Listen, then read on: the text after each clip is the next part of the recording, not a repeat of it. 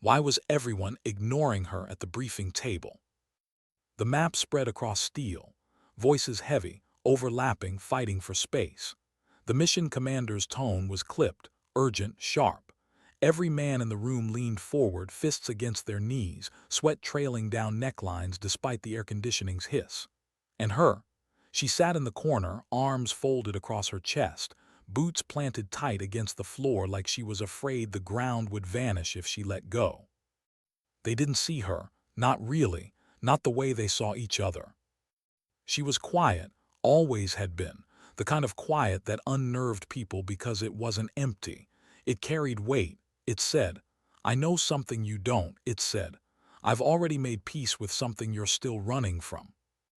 And maybe that's why she stayed silent through the briefing, eyes locked on the one corner of the map no one else seemed to care about, because she had seen it before. A bend in a river, a dirt track, the shape of a broken wall left from a war older than theirs. She walked it once years ago. She remembered the heat rising from the ground like breath. She remembered the laughter of a boy who had shown her the path, his hands dusty, his teeth too white for such a place. She remembered the sound later, the one that took him away.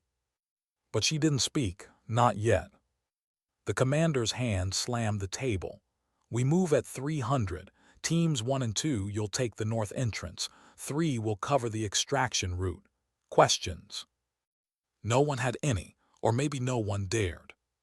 She felt it burn inside her chest, the thing she hadn't said, the thing that might change everything. But her lips stayed pressed together. Not because she was afraid of being wrong, but because sometimes silence is safer. Not for her, she'd made her peace years ago, but for the people around her. She had learned the hard way. When she spoke, people listened too late. The hum of voices died down as the chairs screeched back against the concrete floor.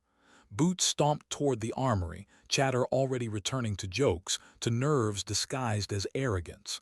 Someone bumped her shoulder on the way out. No apology, none needed. She stayed seated, watching the map, listening to the echo of boots fade down the corridor. Only when the room was nearly empty did a voice reach her. "You see something?" She turned. It was Ortega, their comms specialist. Older than the rest, hair graying at the edges, eyes carved with the fatigue of too many deployments. He wasn't smiling, he rarely did, but he watched her differently, patient. Her throat tightened. She thought about telling him, about pointing to the bend in the river and whispering the truth about what she remembered, about the boy. But the words stayed inside. She only shook her head. He studied her a second longer, then gave a small nod, as if he knew she was lying, as if he respected it anyway. "Get your kit ready," he said, voice gravel rough. "Tonight's gonna be long." When the door shut behind him, she finally exhaled. Her hands trembled once against her knees, just once. Then they went still again. The night air was sharp when they moved out. The kind of air that carried sand in it, so fine you couldn't see it but felt it grind between your teeth when you breathed. Engines idled low, headlights cut, only red glows inside the trucks. The road was nothing more than a scar across an open plain, dust swirling in the wake of their convoy. She sat wedged between two of the younger men, rifles across their laps, helmets tilting as they fought the fatigue of anticipation. One of them chewed gum too fast, jaw clenching in rhythm. The other tapped his foot like a drum. They didn't look at her, they never did. And yet she saw everything. Every nervous swallow, every glance at the clock, every forced laugh too sharp, too sudden, hiding something underneath. Her silence wasn't absence, it was observation. And she carried them all inside. The convoy slowed, radios whispered, orders shifted from voice to gesture, from gesture to silence. They fanned out, boots sinking into the soft dirt, rifles lifted. The only sound was the steady push of their breath inside helmets, the faint tick of metal cooling under desert air. The compound loomed ahead, broken walls, shadows thicker than the night around them. It wasn't much, a shell of something that once mattered, but inside there were lives, targets, hostiles, people who had chosen their war. She adjusted the strap across her shoulder, fingers brushing the grip of her sidearm. The weight was familiar, comforting even, a reminder that she still existed, that she still had purpose. But under it, deeper, heavier, another weight pulled at her. Memory. The boy's face again, that bend in the river, his hand brushing hers when he showed her the trail, his laughter echoing, cut short by fire. She closed her eyes for a beat, swallowed the ache and kept walking. Inside the walls, chaos lived in silence. The first shots weren't loud. They were muffled, controlled, clean. A door burst, a figure crumpled, another shoved back with a blade through the throat. No shouting, not yet. But tension hummed like a wire pulled too tight. Her squad moved with precision, every step rehearsed, every signal burned into muscle memory. They cleared corners, checked stairwells, split into pairs. She moved with them, a ghost among steel and stone. And yet something gnawed at her. A wrongness. It wasn't the heat or the dust or the silence. It was the map. The bend in the river. The boy. The trail he had led her on that day had ended not far from here, and she remembered with painful clarity the sound of the ambush. The way the gunfire didn't come from in front, it came from behind. Her breath caught. She froze, because suddenly she knew. This wasn't the compound they thought it was. This was bait. She opened her mouth, the silence inside her finally breaking. But it was too late. The first explosion tore through the far wall, a thunderclap that ripped dust and fire across the courtyard. Screams followed, shouts of confusion, boots pounded, radios crackled with panic. She dropped low, dragging one of the younger men with her just as shrapnel cut the air above them. His helmet clanged against stone, eyes wide, pupils blown with shock. "Move," she hissed, shoving him toward cover. Her voice at last, not loud, not desperate, but sharp, defining. The firefight erupted, the night consumed in muzzle flashes, in the stench of gunpowder and burning oil. And in that storm, her quiet step forward would matter more than all the shouting around her. But she hadn't told them everything yet. Not why she knew this place. Not why she had stayed silent. Not what she carried deep inside that no mission could erase. That would come later, when the dust cleared. If she survived, what did it feel like to be caught in the middle of fire and still hear your own silence louder than the world around you? That's what pressed against her chest as the compound erupted. Dust blinded, muzzle flashes ripped like lightning in storm clouds. The air choked with the metallic tang of blood and the acrid bite of gunpowder. Shouts tangled over each other, commands, screams, prayers, all colliding until they were just noise. But her silence cut through. She dragged the young soldier with her, his breath ragged, eyes darting too fast. He had barely shaved, she realized. His cheeks were smooth under the grime, his hands trembling on the grip of his rifle. "Look at me," she said, her voice steady, low, intentional. He did. "You're not dying tonight." It wasn't reassurance, it was an order. Something in her tone snapped him back, if only for a moment. He nodded, jaw clenching, and pressed tighter against the wall. Around them, the fight shifted. Ortega's voice cut through the comms. "We're surrounded. They knew we were coming." She bit down hard on the truth rising in her throat. She had known. Not everything, not clearly, but she'd felt it. And still, she had stayed quiet. A burst of gunfire hammered the corner above her head, showering brick fragments across her cheek. She leaned out just enough, aimed once, fired once. A figure crumpled in the shadows. No celebration, no time, just the math of survival. "On me," she whispered, pulling the young one forward. They dashed across open ground, knees pumping, lungs burning, slipping into the cover of a stairwell as another explosion cracked behind them. Inside, the air was worse, thick with smoke, heavy with sweat and fear. Shadows moved too quickly. Every door was a threat, every window an invitation to death. She motioned with 2 fingers, clear left. He nodded, swallowing hard, rifle up. They moved like that for minutes that felt like hours, room by room, breath by breath, her silence guiding him more than words could. But then they reached the upper floor. And she saw it. The bend of the river. Through a shattered window, moonlight spilled across the land beyond. The same curve she had seen on the map. The same path the boy had shown her all those years ago. Her chest tightened. For a moment the firefight blurred.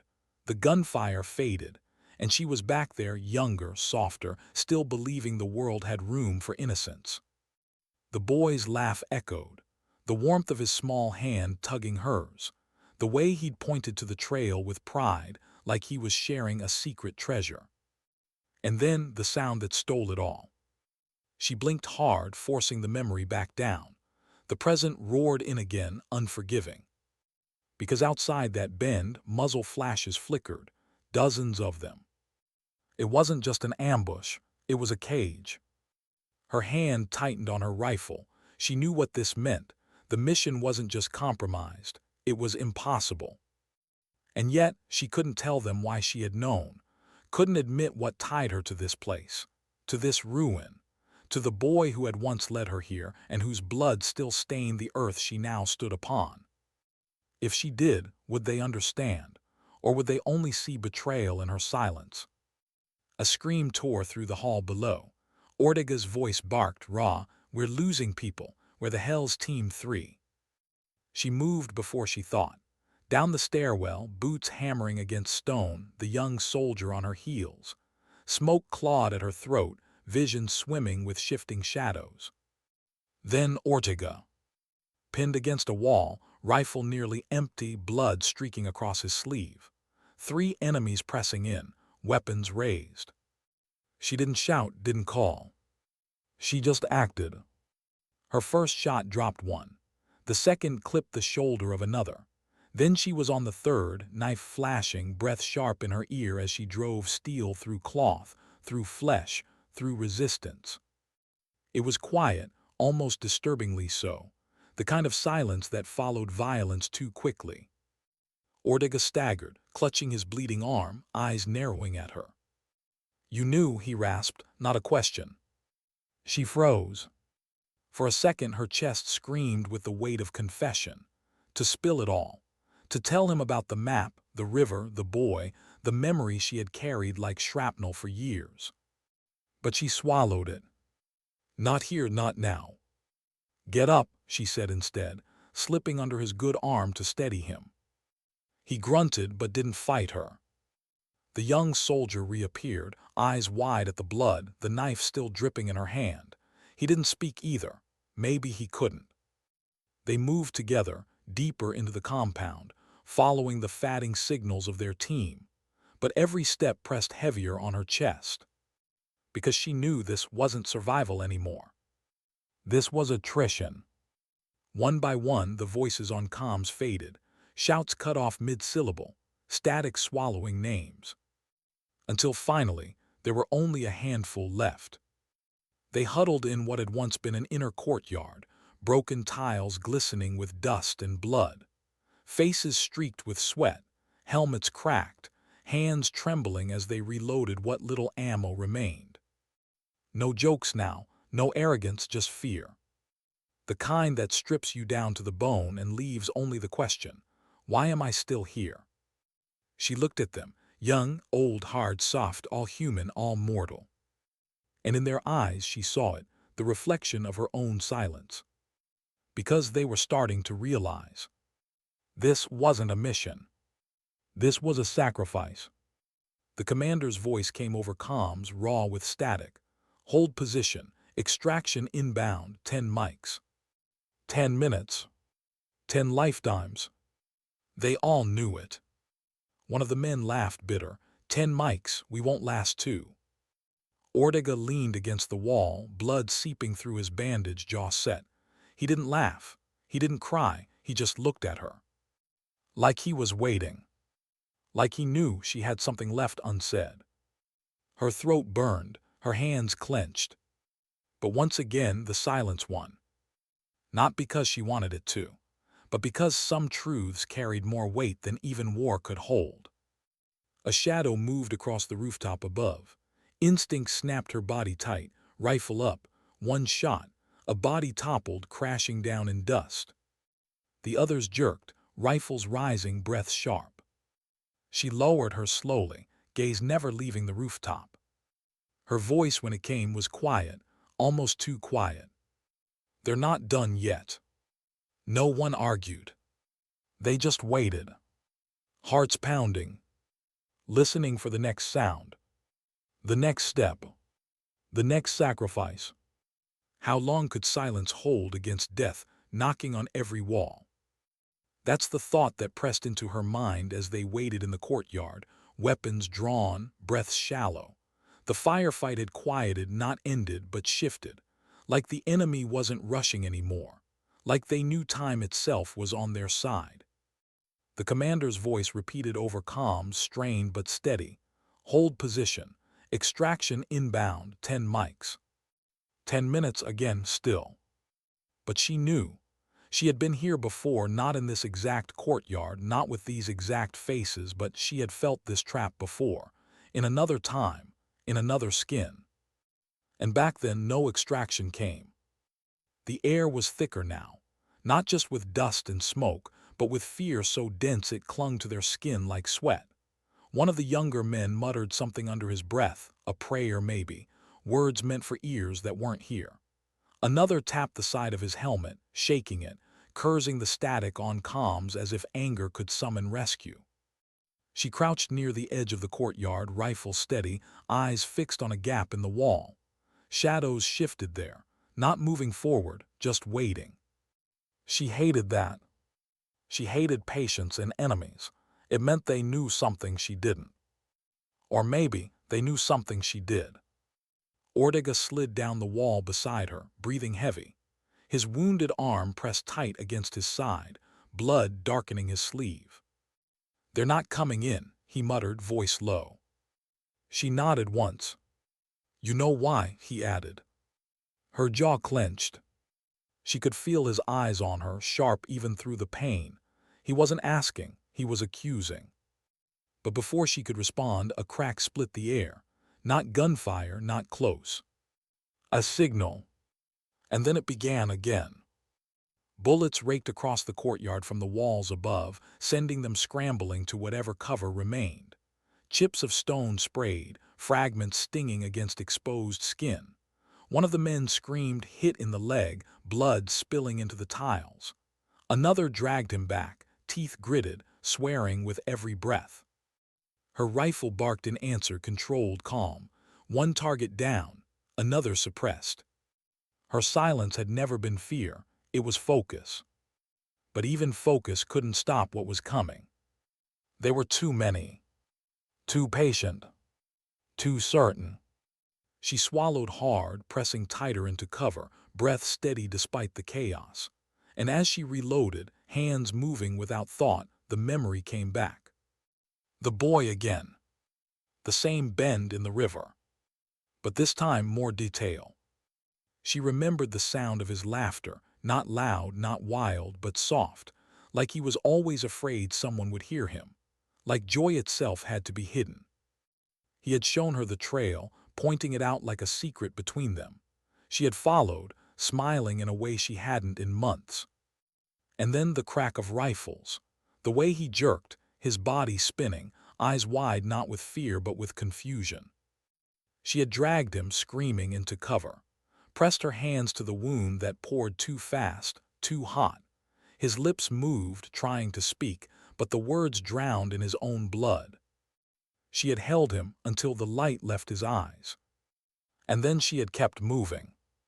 Because she had no choice. Her throat burned as the memory faded. She blinked hard, pulled back into the present, where another scream echoed across the courtyard. One of theirs down, this one not coming back. The young soldier, the one she had dragged at the start of the ambush, stared at the body, frozen. His hands shook so violently he dropped his rifle, eyes glazed with disbelief. "Pick it up," she said, her voice cutting through the chaos. He didn't move. "Pick it up." Her tone sharpened, slicing into him. He blinked, gasped, and finally snatched the rifle back into his trembling grip. For a second their eyes locked, and she saw herself in him. The same shock, the same paralysis, the same loss. But she couldn't let him carry it the way she did. "Not yet." Ortega's voice rasped beside her. "If you've got something to tell me, now's the time." Her lips parted. She wanted to, God, she wanted to.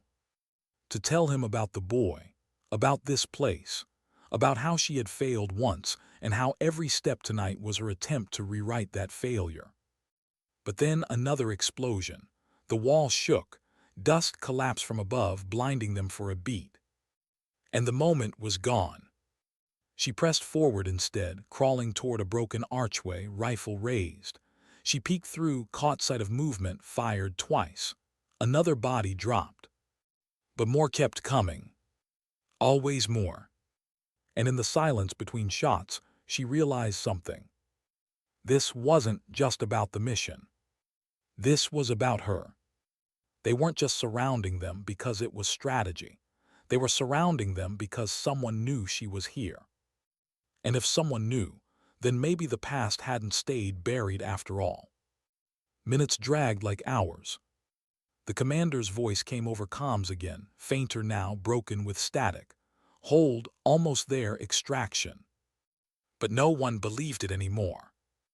One of the men shook his head, eyes wild. "We're dead. We're already dead." "No," she said firmly. They all turned toward her, even through the smoke, even through the gunfire. Her voice wasn't loud, but it carried. "You're not dead until you stop moving." For a moment, silence stretched across the courtyard. Even the enemy fire seemed to pause. And then one by one, they nodded. Not because they believed they'd live, but because they believed her words enough to keep going. And that was all she needed. They pushed again, firing, moving, covering, losing ground slowly but not giving it up without cost. Every step forward hurt, every second bled. And still she carried them. Not with orders, not with shouts, but with silence. Because in her silence was resolve. And in her resolve, they found a reason to keep breathing. As the fight stretched into endless night, she felt her strength beginning to fray. Muscles burned, vision blurred, ears rang with too much noise. And beneath it all, the memory of the boy pulsed like a wound she had never closed. She had failed him. But maybe, just maybe, she could save these ones. Her chest rose with a sharp breath. Her hand tightened on her rifle. Her eyes locked on the bend of the river beyond the wall. And she made herself a promise. She would not stay silent forever. Not this time. Not when it mattered. But the question lingered, heavy as stone. Would anyone still be alive to hear her when she finally spoke? The imperial palace had stood for nearly 5,000 years, its obsidian walls carved from mountains that no longer existed, its domes plated with metals stripped from the first starships of the Empire's founding fleets. It had endured rebellions, invasions, plagues, and countless wars. It was supposed to be eternal. Yet tonight, its very foundations trembled. Emperor Varus stood alone on the high balcony of his throne chamber, staring into the horizon where the skies pulsed unnaturally, waves of distorted light bending across the firmament. The astronomers called it field interference. The generals called it sensor ghosts. But Kale's instincts, the same instincts that had guided his rise from warlord to emperor, told him the truth. Something beyond understanding was approaching. And it terrified him. Behind him, the vast chamber echoed with footsteps. High Lord Strategist Dren Kavos approached, his armor gleaming silver-black, etched with the scars of 100 campaigns. He bowed stiffly. "My emperor," Kavos began, his voice carefully measured. "The fleets at the outer perimeter confirm. The object continues inbound. No ID, no origin, no comms. Its speed, he faltered, rare for a man famed for his composure. Its speed exceeds anything in our records. It is warping gravity itself. Cale did not turn. His gaze remained locked on the unnatural shimmer in the distance. And still no message. None, Majesty. We have hailed it in every tongue, every frequency. Silence. Cale's jaw tightened. Silence was worse than defiance. Defiance he could crush. Silence hinted at something beyond his power. Describe it. Kavos exhaled slowly. We cannot. Sensors fracture when aimed at it. Visual scopes see shapes, shadows, a hull that should not exist. Some officers swear it resembles an ancient warship, others a living thing. Each report contradicts the last. Cale finally turned, his black and gold robes whispering across the marble. His eyes, pale as frost, bored into his strategist. And you, Kavos, what do you see? The veteran hesitated, then bowed his head. I see fear, Majesty, not in the object but in our men. They whisper already. They speak of demons or old gods. Rumors spread faster than orders. Cale's lips curled in disdain, but inside a chill gnawed. Fear in soldiers was dangerous, yes, but fear in the throne room was fatal. Rumors, Cale spat. Then we will burn them out, assemble the High Council now. The Council of Shadows. Within the hour, the Empire's highest lords and ministers gathered in the obsidian chamber beneath the throne. The air shimmered with tension, 100 banners of conquered worlds hanging above them, silent witnesses to the moment. The councilors bickered before the Emperor even entered. It could be a rival power's experiment, shouted Lord Hask, Minister of Arms. We must unleash the fleets, obliterate it before it reaches core space. Obliterate what? Sneered Lady Vera, mistress of whisperers, her voice silken and mocking. You cannot strike what you cannot even track. You would waste fleets firing blind into the void. It is a weapon, Hask roared back. Nothing else moves so fast, so wrong. Or it is not a weapon at all, countered Vera smoothly. Perhaps it is a signal, a test, something sent to observe us. Enough, thundered Cale as he strode into the chamber. Silence crashed down like a blade. The Emperor took his seat upon the high throne, its obsidian surface inlaid with the bones of the first kings he had conquered. His gaze swept the council, pinning each lord and lady in place. You prattle like frightened children, Cale said, voice cold. You speak of what-ifs while the truth looms at our gates. He gestured, and a hololith shimmered into existence above the council table. It flickered, distorted, unstable. But still the shape could be glimpsed. An object vast, angular, yet shifting with every frame as though reality itself bent around it. A collective shudder rippled through the council. This, Cale declared, is no rival fleet, no secret weapon. This is something else. Something that dares to enter my empire without leave. Lord Hask bristled. Then we must strike, Majesty. Show them the Empire's strength before this abomination infects the minds of our citizens. Cale's pale eyes narrowed. Strike with what? Your guns cannot touch what you cannot see. Your missiles cannot chase what outruns light. Do you think me a fool, Hask? The Minister of Arms swallowed his words. Cale rose, his voice rising with the weight of command. This is no time for panic. The object will reveal itself, as all things do, and when it does, we shall meet it, not with trembling hands, but with iron. The council bowed low, murmuring assent, but Cale could taste their fear in the air, acrid as blood. He dismissed them with a gesture. All but strategist Kavos remained. The Emperor alone. When the chamber emptied, silence fell. Only Cale and Kavos remained, two men who had carved the Empire together from fire and conquest. Cale turned to him. Tell me honestly, old friend, what do you believe? Kavos hesitated, then spoke in a voice stripped of ceremony. Majesty, I have led armies against every foe this galaxy offered, Pirates, warlords, alien coalitions. But this is different. I believe it is not of this galaxy, perhaps not even of this universe. Kale's hand tightened on the throne's armrest. An outsider. Perhaps, or perhaps, Kavos' eyes darkened, perhaps something returning. That word echoed in Kale's skull, returning. Memories stirred, half-forgotten myths whispered in the Empire's childhood. Stories of an ancient race, destroyers and makers both, who had vanished into the void before the first empires rose. Myths Kale had dismissed as peasant fables. But what if they were not myths? For the first time in decades, the Emperor felt the tremor of doubt. Kavos, Kale said quietly, if what approaches is what I fear, then everything we have built may crumble. The strategist bowed his head. Then we must be ready, Majesty, to fight or to kneel. Kale's eyes burned. I do not kneel. Yet as the balcony windows shook with another pulse from the horizon, even Kale Varus, conqueror of 1,000 worlds, wondered if his empire had finally met something greater than itself.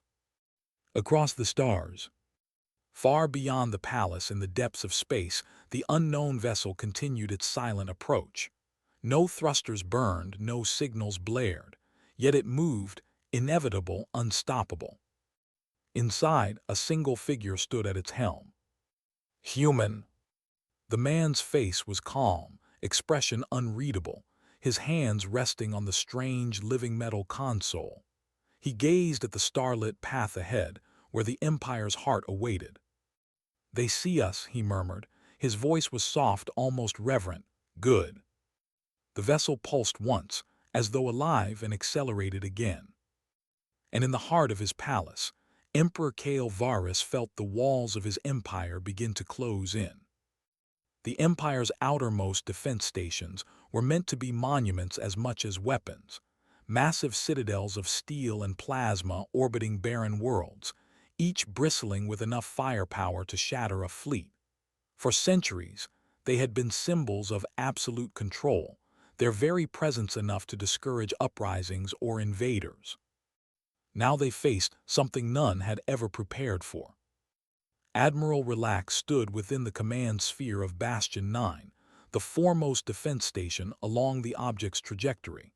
His voice cut sharp across the command deck. Status. Object approaching within 70 million clicks, Admiral, reported his sensor chief. Sweat glistened on the alien's brow. Tracking is unstable, systems continue to fragment when focused. Velocity increasing. Current estimate, impossible. Relax slammed a clawed hand against the console. Give me numbers, damn you. The officer flinched. 16 times light speed equivalent and rising. The command deck went silent. Even hardened veterans gaped. FTL within gravity wells was madness. It tore ships apart. It should have been impossible. Yet this vessel ignored the laws of physics as if they were suggestions. Relax gritted his teeth. All batteries online. Prepare to fire on my mark. The crews obeyed with grim efficiency. Hundreds of cannons swiveled, missile racks unlocked, energy capacitors hummed to full charge. A sphere of killing power surrounded Bastion 9, awaiting only the command. Signal the other bastions, Relax ordered. Converge fire. We annihilate this phantom before it dares cross into core space. The vessel approaches. Out in the void, the human stood alone at the helm of his ship. He felt the hum of the vessel beneath his hands, a resonance, not mechanical but alive, like a heartbeat. Ahead, he saw the Empire's bastions waiting, their weapons glinting like fangs in the darkness. He did not fear them. Now they bare their teeth, he whispered, his voice calm, almost mournful, as they always do. The vessel responded with a ripple of shifting geometry across its hull. The laws of light bent, the stars themselves seemed to flicker. The ship accelerated further, though no thrusters burned. On Bastion 9, alarms screamed. It's accelerating again, the sensor chief shouted. 30 times light speed equivalent 40-50. Relax's voice roared over him, "Fire." The first exchange. Space ignited. 1,000 beams lanced outward, rivers of plasma and coherent energy tearing through the void. Missiles streaked forth, warheads armed with gravitic warheads capable of imploding a cruiser in a single hit. The other bastions joined the barrage, their combined fire converging on the phantom ship. The stars vanished in the brilliance of destruction. Then silence. The vessel emerged untouched. Every shot had missed, not because the gunners were incompetent, but because the ship had simply not been there when the weapons struck. It slid between trajectories as if it had already known them, dancing through space with impossible precision. Relax's eyes bulged. Again, all batteries fire at will drown it. The bastions obeyed. Storm after storm of weapons fire erupted, filling the void with lethal fury. But no matter how they fired, the object slipped through untouched. It did not dodge, not in any way they could measure. It simply was not where the shots went. And then it struck back. The vessel pulsed once. A sphere of distortion rippled outward, invisible yet undeniable. Bastion 12, orbiting a distant moon, convulsed.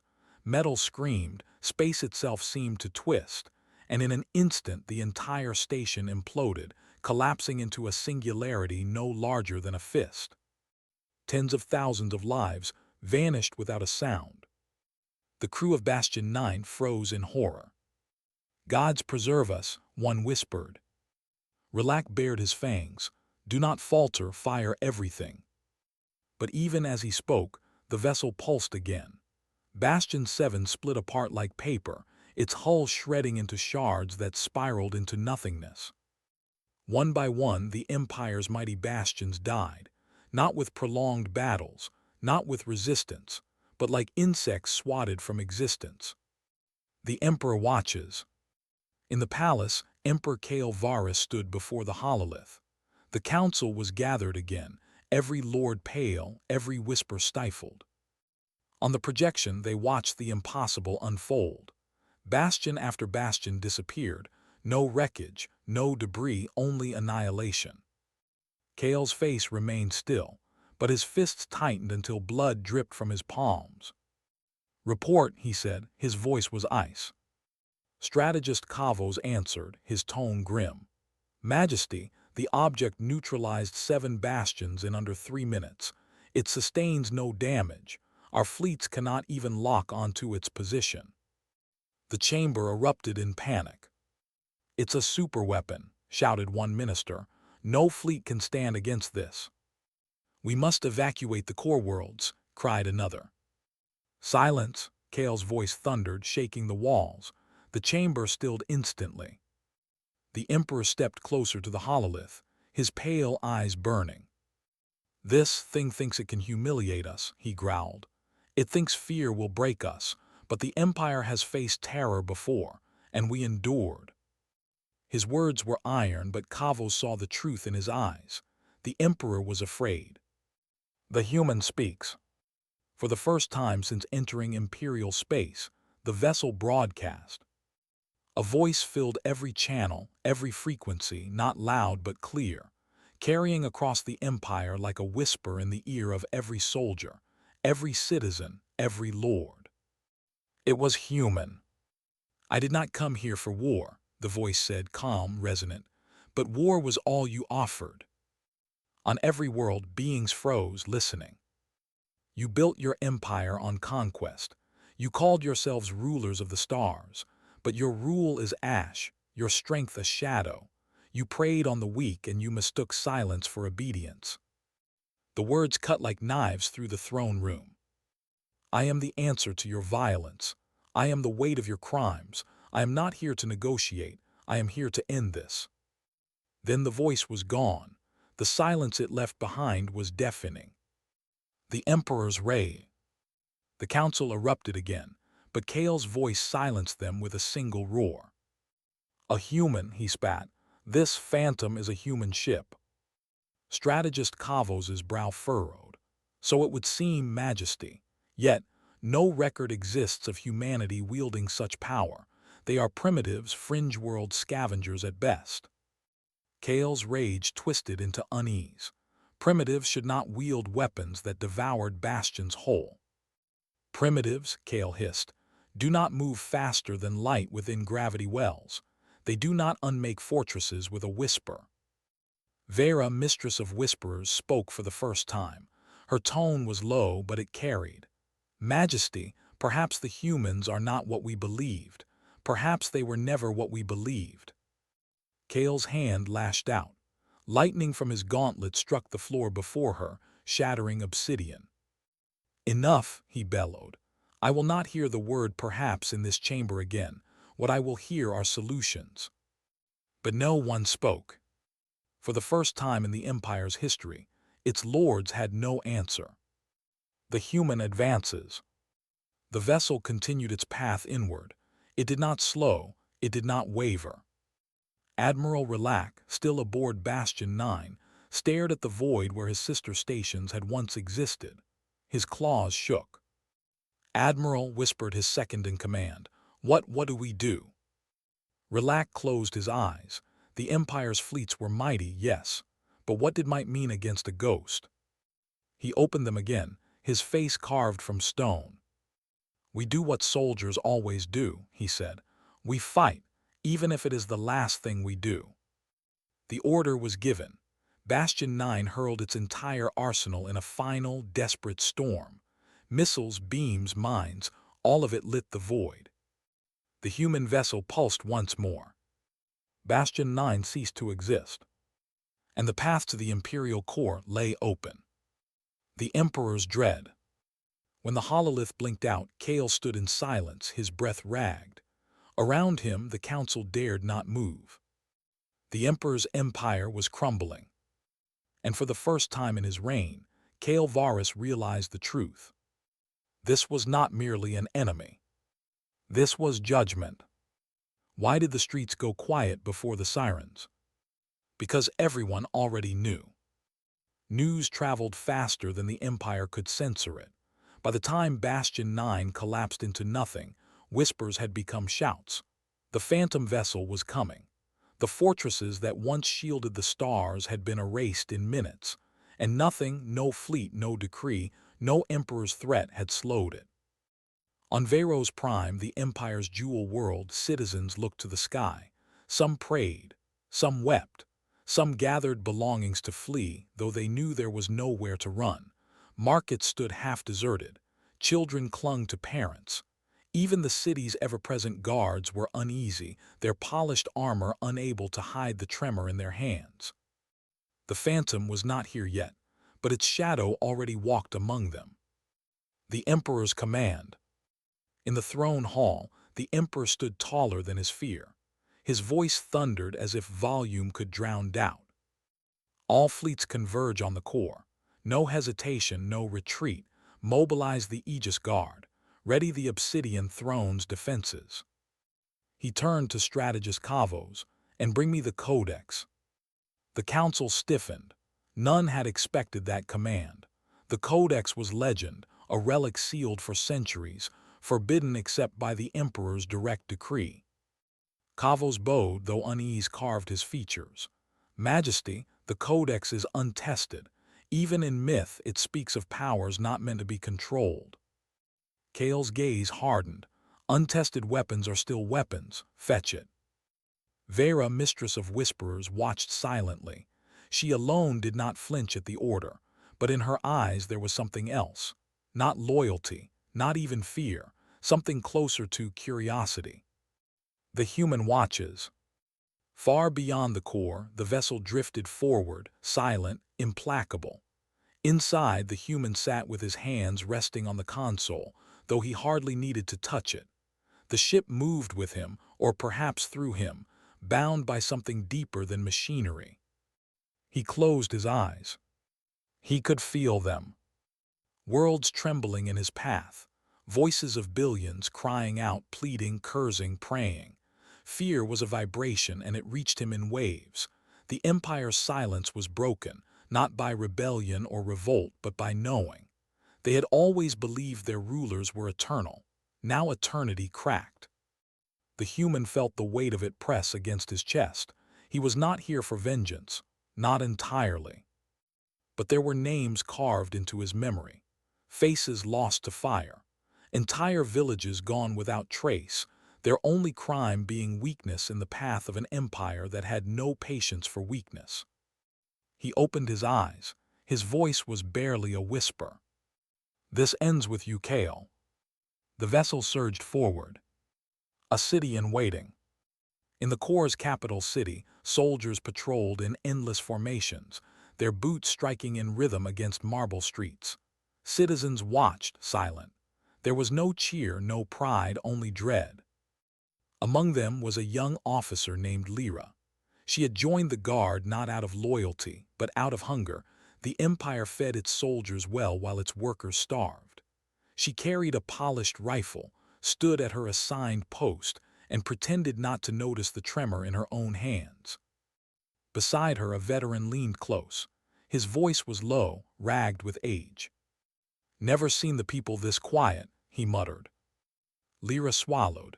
"You fought in wars, tell me what's coming." The old soldier didn't answer immediately. He gazed up at the sky, where defense satellites glittered faintly like false stars. "What's coming," he said at last, "is something we don't have a name for." His words stuck in her chest long after he walked away. The Emperor's reflection. Night in the Corps was never truly dark. Towers glowed with endless light. Fleets of drones patrolled skies heavy with neon. Yet the Emperor stood alone on his balcony, staring at the void beyond the shields. He thought of his ancestors, conquerors who had forged the empire through blood and iron. None had ever faltered. None had ever bowed. To them, power was eternal. But what was eternal now? He thought of the voice, that calm human voice that spoke without fear, without anger, without even raising its tone. "I am not here to negotiate. I am here to end this." It echoed in his skull. He tried to crush it, but it lingered, a whisper that sounded less like a threat and more like truth.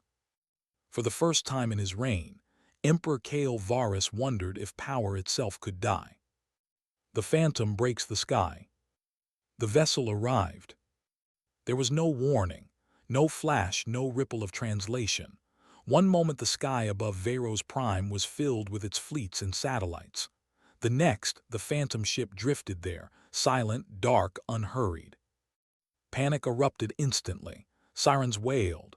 Shields flared alive. Fleets moved into attack formation, their engines burning bright. The streets below convulsed with chaos. Citizens screamed, scattering into shelters. Soldiers scrambled into defensive lines. Parents clutched children. Merchants abandoned their stalls. And through it all, the vessel hovered above them like a shadow made flesh. It did not fire. It did not move. It simply was. On the palace balcony, Kale watched. His hands trembled despite himself. "This is not the end," he whispered, but the words convinced no one, least of all him. The first strike. Admiral Corin, commander of the Corps fleet, gave the order none wanted to speak. All batteries opened fire. And the sky burned. Hundreds of ships unleashed everything they carried. Cannons roared, plasma bolts streaked, missiles blossomed in the void. The palace shook with the fury of it, the heavens themselves lit with devastation. For seconds, it looked as though the world itself was tearing apart. Then the light cleared. The phantom ship was still there, untouched, silent. It pulsed once, not a weapon, not in the way the Empire understood, more like a shiver through reality. A third of the fleet vanished, not destroyed, not shattered, simply gone. The silence afterward was heavier than any explosion. On the streets, civilians fell to their knees. Soldiers dropped their rifles. Even the city's proud spires seemed to bow. Lyra, the young officer, felt tears sting her eyes. She thought of her family, her village far from the Corps, her little brother who still believed the Empire would protect him. She realized in that moment what she had sworn loyalty to and how little it meant. The human speaks again. The phantom's voice returned. Every world, every ear, every heart heard it. You fired and still you stand, but you know now what I am, you know you cannot win. The words were not triumphant, they were mournful. I did not come here to slaughter. I came to show you what you built and what it cost. Empires fall when their people see the truth. Look around you. You already see it. In the streets, civilians wept openly. Soldiers lowered weapons. Whispers turned to murmurs and murmurs to shouts, not of loyalty, not of defiance, but of something older, something the empire had long feared. Rebellion.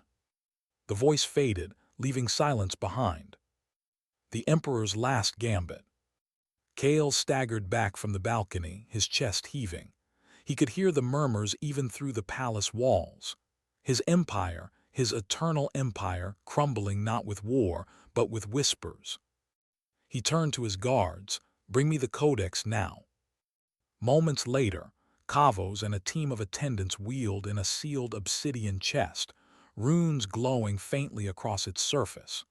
The air grew heavy as they brought it forward, as if the object itself carried gravity. Kale approached, his hand trembling as it hovered above the lock. This, he said, more to himself than anyone else, is how we remind them what true power means. The chest hissed open. Inside lay a crystalline device, pulsing faintly with light not of this age, not of this empire. The codex. Kavos dared to speak. Majesty, no one alive has wielded it. We don't know what it does. Kale lifted it from the chest. The crystal thrummed in his hand, its light spilling across his face. I don't need to know, he said, his voice low, feverish. If it destroys him, then it is enough. And for the first time in centuries, the emperor looked less like a god, and more like a desperate man holding onto fire. What kind of ruler gambles with fire he cannot hold? One who already feels the throne slipping from beneath him. The emperor stood in the heart of the throne hall, the codex cradled in his hands. The crystalline device pulsed with a rhythm that felt alive. Each beat echoed in the bones of everyone present. Ministers shrank back, guards tightened grips on weapons they knew would do nothing, and even strategist Kavos' iron composure cracked into unease. Vera, mistress of whisperers, studied Kale's face as he raised the codex. In his eyes, she did not see strength. She saw obsession. Majesty, Kavos said softly, if the legends are true, the codex was not made by us. It was found, buried in ruins older than our empire. Even our ancestors sealed it away. They feared it. Kale's jaw tightened. Fear is for slaves, not rulers. He lifted the codex higher. The glow deepened, filling the hall with searing white. If this phantom thinks he can humble me before my own people, then let him face the oldest weapon the stars ever whispered of. The codex thrummed, and the palace walls shook. The sky splits. Above Vero's prime, the phantom ship lingered, motionless, while fleets gathered in trembling formations. The people below had ceased to run. Now they simply waited, their fear worn into silence. Then the sky tore open. A rift, jagged and blazing, yawned above the planet, a wound in reality itself. From its edges spilled light that no eye should see, colors that stabbed at the mind. The phantom vessel shifted slightly, its surface rippling as though in recognition. Inside, the human stood and placed a hand on the console. The ship pulsed with his heartbeat. So the emperor had chosen the codex. He whispered to himself, voice low and heavy with memory. You never learn. Power you cannot understand is not power, it is debt. The rift screamed wider, and something began to emerge. The codex unleashed. The throne hall convulsed. Ministers covered their faces as the codex burned Kale's hands, searing flesh yet refusing to be dropped. The emperor gritted his teeth, refusing to yield even as smoke curled from his palms. From the rift above the planet, a shape clawed its way into existence. It was not a ship. It was not anything the empire's people had a word for. A mass of blackened geometry, half solid, half fluid, moving in ways the eye could not track. Angles that should not meet bent together, folding space around themselves. Lightning arced from its surface, striking ships and tearing them apart without intent, as though reality itself resisted its presence. The people of Veros Prime fell to their knees, not in worship, in terror. "Gods," whispered Admiral Corrin as he watched his fleet disintegrate in the creature's wake. "The Emperor has summoned a god." But the human, within his phantom vessel, only shook his head. No, not a god. A weapon abandoned by those who learned too late what it cost. The human remembers. His hands tightened on the console. His mind was pulled backward to the days before he walked alone. He remembered the village, his family, the children who laughed beneath the stars. He remembered the Empire's soldiers arriving, demanding tribute, then taking lives instead. He remembered the flames that swallowed everything he loved. And he remembered what came after. The ship had not been his at first. It had been buried, forgotten, a relic like the Codex, waiting. He had stumbled upon it half-dead, broken, carrying only grief. And the ship had answered, not because it was merciful, but because it too had been abandoned, exiled, hungry for a purpose. Together they had risen. And now they stood here, facing not just the Empire, but the very same arrogance that had ended countless civilizations before it. He breathed once, steady, resolute. "This ends with me." The Emperor's madness. Back in the throne hall, Kale's voice rose, trembling not from fear but from frenzy. "Behold," he shouted, holding the codex high though his flesh blistered. "The Empire wields power beyond the stars. We are eternal. We are gods." Vera's lips curled faintly, a whisper too soft for anyone but herself. "You are a fool playing with ghosts." The rift widened. The creature born of the codex unfurled, spreading wings of fractured space. Every fleet weapon turned toward it, but none dared fire. And the people of the core began to understand. Their emperor had not summoned salvation.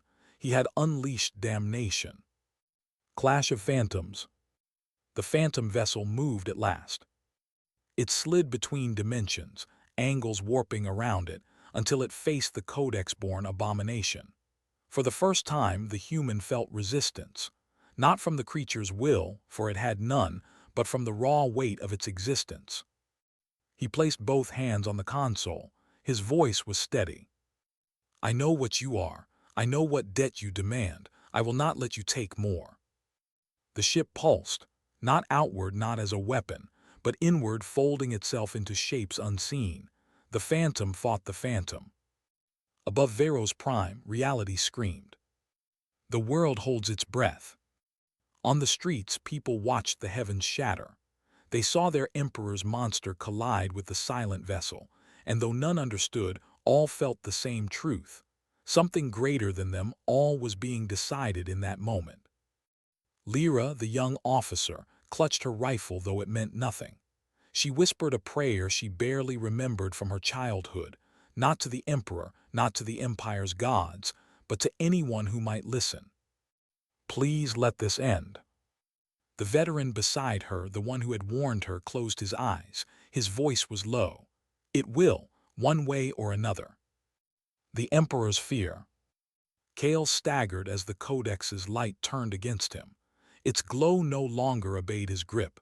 It bled into the walls, the floor, into him. His veins burned with fire. His scream echoed through the hall, less command than agony.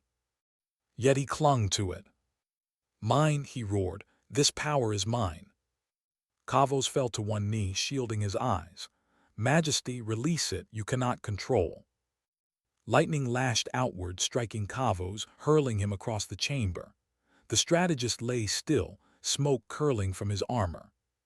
Kale gasped, his flesh blackening, but his eyes burned brighter than ever. "I am the Empire," he howled, "and I will not fall to a human." But no one around him believed anymore. The human's choice. Inside his ship, the human felt the strain. The Codex's creature twisted reality itself, threatening to unmake not just him but the world below. He could end it, he knew how. But the cost would be his life. The bond with his ship would not survive the act. He closed his eyes. He thought again of the village, the laughter, the children. He thought of the billions now staring at the sky, waiting for someone to prove the empire could bleed. His choice was already made. He whispered into the silence, "If sacrifice is what it takes, let it be mine." The ship responded, a final resonance, a harmony that shook the void. Then it surged. The shattering. Light consumed the sky, not fire, not plasma, not destruction. A wave of stillness. The Codex's abomination froze mid-unfurl, its impossible shapes trembling. The phantom vessel wrapped it in layers of folded space, locking it tighter, tighter, until the creature collapsed into a singular note, vanishing as though it had never been. The rift sealed, silence fell. And where the human's vessel had once drifted, there was nothing. Nothing at all. Aftermath. On Vero's prime, the people stood in stunned silence. The fleets that remained drifted powerless. The palace shook with echoes of the Codex, but its light was gone. Kale collapsed to his knees, the Codex falling from his burnt hands, lifeless. His empire's eternity had ended not with conquest, but with one human's quiet step into sacrifice. Vera, mistress of whisperers, stepped forward, her eyes lingering on the fallen emperor. Her voice was low, almost a murmur, but it carried. "Sometimes dignity does not speak," she said. "It simply acts." And though the phantom ship was gone, its silence remained. She didn't hear the last explosion, only the echo of silence. The valley was still, dust drifting in shafts of light, a radio hissing with no voice left to answer. She stood at the center of it all, her rifle lowered, her breathing steady but uneven. Around her lay helmets, broken comms, pieces of a squad that would never stand again. And yet her step forward was quiet, barely more than a whisper on the dirt. Not triumph, not victory, just movement. She looked at the horizon where the mountains folded into each other. Beyond them, another village. Another family praying the night would pass. Another young soldier waiting for a letter that might never come. She knew she couldn't stop war. She couldn't bring back those who had followed her into the fire. But she could keep going, one step, one mission, one promise at a time. Her hand brushed the small photograph tucked inside her vest. The girl with braids. The smile. The reminder of why silence was not surrender and why sacrifice did not need applause. A convoy was waiting beyond the ridge. They would see her walk out alone and not know the story. They wouldn't know what choices she made in the shadows, what price was paid in the dust. And maybe that was how it was meant to be. Some things don't belong in speeches or medals. Some things belong only to the ground that holds them. She adjusted her pack, tightened the strap of her rifle, and moved forward. No fanfare, no noise. Just that single step. Sometimes dignity doesn't speak. It simply acts. And the silence that followed her became heavier than gunfire, an echo the world would never hear but would always feel.